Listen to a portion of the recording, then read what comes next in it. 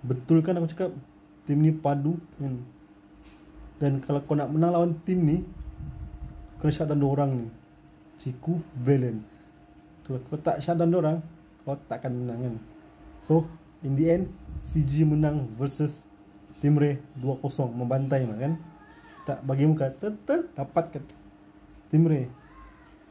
Apa lagi kan? Objektif banyak Timbre menang, tapi itulah turret tak pecah-pecah. Yang pecah CG pecahkan semua turret.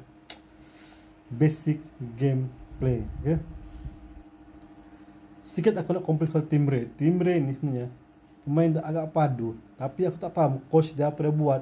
Terlalu mengandalkan Jom kan, terlalu meletakkan semua faktor kemenangan tu kat Jom dan dia kan. Weh, Dust tu main padu man, tapi kau tak buat tim arrange di circle Dust tu. Kau terlalu fokus kat Jom dengan dia. Apa? Weh, Timbre, kau pecat lah kau punya coach tu, tukar coach lain lah kan.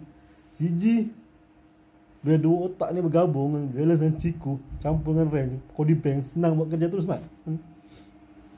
Ada Galas dengan Ciku, Cody Banks dengan Ren, senang buat kerja, settle. Dua orang ni boleh kontrol in game tu kan?